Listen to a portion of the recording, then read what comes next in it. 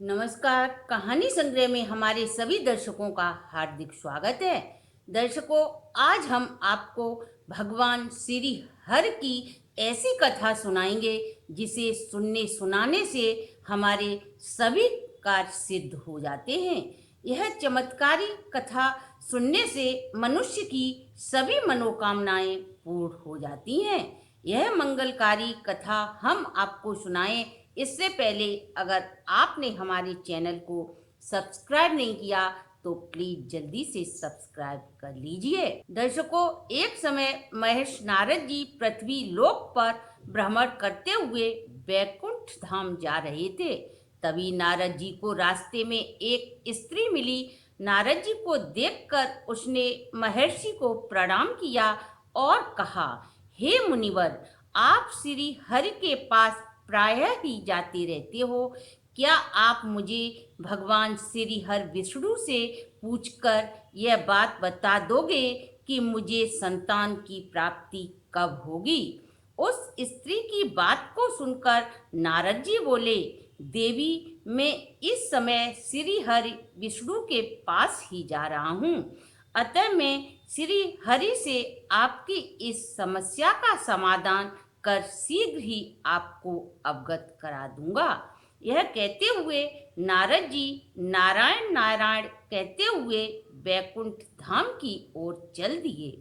वैकुंठ धाम पहुंचकर भगवान श्री हरि को नारद जी ने प्रणाम किया। भगवान श्री हरि नारायण जी से बोले, हे देवर्षि, सब कुशल मंगल तो है? तब महेश नारद जी श्री हरि से बोले, हे प्रभु, मैं आपके पास वैकुंठ धाम आ रहा था, तभी मुझे रास्ते में एक स्त्री मिली। उसने कहा, महर्षि, आप वैकुंठ धाम पहुंचकर श्री हरि को पूछकर बताएं मुझे संतान की प्राप्ति कब होगी। महर्षि की बात को सुनकर श्री हरि बोले कि उसके भाग्य में संतान नहीं है। नारद जी भगवान को प्रणाम कर वापस चल दिए। जब वह वापस उसी मार्ग से लौट रहे थे तो वह स्त्री बड़ी ही बेसब्री के साथ नारद जी का इंतजार कर रही थी। नारद जी को देखते ही वह बोली, भगवान ने क्या कहा? नारद जी उस स्त्री से बोले, हे देवी, श्री हरि ने कहा है तुम्हारे नसीब में संतान सुख नहीं है। नारद जी की बात को सुनकर वह स्त्री उदास हो गई और उदास मन अपने गांव लौट आई। एक दिन उस स्त्री के गांव में एक महात्मा आए और उस स्त्री के दरवाजे पर आवाज लगाने लगे, साधु भूखा है, जो भी इस भूखे साधु को भोजन कराएगा उसे अन्न धन और संतान का सुख प्राप्त होगा। श्री हरि कृपा से उसके आंगन में पुत्र खेलेगा। साधु की आवाज को सुनकर वह स्त्री बाहर आ गई और आदर पूर्वक उस साधु को अपने घर आंगन में बिठाकर प्रीत पूर्वक भोजन कराया और भोजन से तृप्त होकर महात्मा ने उस स्त्री को आशीर्वाद दिया। उसी समय बीता, उस स्त्री ने एक संतान को जन्म दिया। सारे गांव में मिठाई बांटी गई। लोग ढोल लंगाड़े बजाते हुए बधाइयां देने लगे। स्त्रियां मंगल गाने लगीं। कुछ दिनों बाद नारद उसी गांव से होकर गुजरे।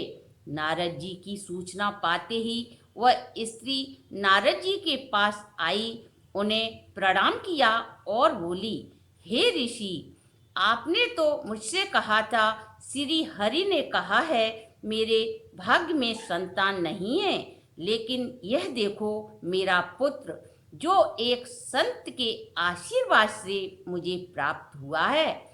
ऐसा सुनते ही नारद जी वैकुंठ धाम की ओर चल पड़े और वहां पहुंचकर श्री हरि को प्रणाम कर बोले, हे प्रभु, आपने तो कहा था उस स्त्री के भाग्य में संतान नहीं है, लेकिन उसे तो एक संत के आशीर्वाद से एक सुंदर पुत्र की प्राप्ति हो गई है।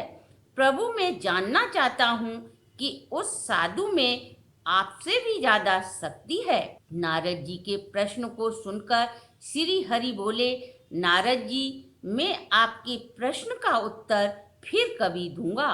और नारद जी से बोले, अभी मेरी तबीयत सही नहीं है, अतः आप पृथ्वी लोक पर जाएं और मेरे लिए एक कटोरी रक्त लेकर आएं। भगवान की आज्ञा पाते ही नारद जी भूलोक पर प्याला लेकर पहुंच जाते हैं।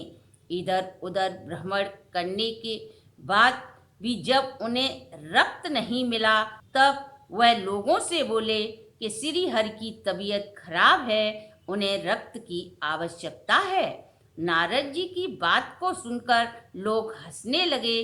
कैसी बात करते हो नारद जी, भगवान बीमार हैं। हमें तो लगता है भगवान तो स्वस्थ हैं, लेकिन आप जरूर अस्वस्थ हो।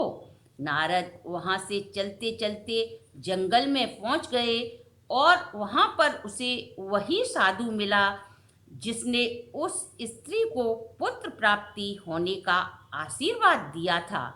उस संत ने महर्षि नारद को देखकर प्रणाम किया और नारद जी से बोला, महर्षि, आप यहाँ जंगल में क्या कर रहे हो? साधु के पूछने पर नारद जी ने साधु को समस्त बात बताई और कहा, श्री हरि अस्वस्थ हैं, उन्हें रक्त की आवश्यकता है। नारद जी के मुंह से प्रभु के बीमार होने की बात सुनकर संत ने चिमटे से अपने हाथ पर प्रहार किया और प्याले में रक्त डालकर कहा, आप इसे लेकर शीघ्र ही मेरे प्रभु के पास जाएं। नारद जी वह रक्त का कटोरा लेकर वैकुंठ धाम चल दिए। वहां आकर प्रभु को वह कटोरा देते हुए बोले, प्रभु, मैं आपके लिए औषधि ले आया। नारद जी के वचन को सुनकर श्री हरि बोले, नारद जी, आपको आपके प्रश्न का उत्तर शायद मिल गया होगा। जिस मेरे भक्त ने मेरे लिए बिना क्षण गमाए, बिना कुछ कहे अपने शरीर का रक्त दे दिया, क्या उस भक्त की दुआ करने पर मैं किसी को संतान नहीं दे सकता? मैं अपने भक्त की वाणी को कभी भी झूठी नहीं कर सकता। देखिए नारद, मेरा भक्त मेरी तरफ एक कदम बढ़ाता है, मैं उसके लिए असंभव को भी संभव कर देता हूँ। मनुष्य का भाग्य केवल प्रारब्ध से ही निर्मित नहीं होता, बल्कि सत कर्म और आशीर्वाद से भी बदल जाता है। जिनकी गति और मति अर्जुन जैसी है, उनका रथ आज भी मैं ही चलाता हूँ। भगवान की भक्तों के प्रति प्रेम देखकर नारद जी की आंखों से झरझर आंसू बहने लगे। उन्होंने प्रभु को प्रणाम किया और नारायण नारायण कहते हुए वहां से चल दिए। बोलो ओम नमो नारायणा। दर्शकों, भगवान श्री हरि की कृपा आप और आपके परिवार पर सदा बनी रहे, इसी कामना के साथ हम आज की कथा को यहीं विश्राम देते हैं। दर्शकों, कैसी लगी भगवान और भक्त के प्रेम की यह कथा? अगर आपको हमारी वीडियो अच्छी लगी हो तो लाइक एंड शेयर करें, और यदि आपने अभी तक हमारे चैनल को सब्सक्राइब नहीं किया तो सब्सक्राइब करें, बेल आइकन को प्रेस करें, जिससे हमारी नई वीडियो की जानकारी सबसे पहले आपको प्राप्त हो सके।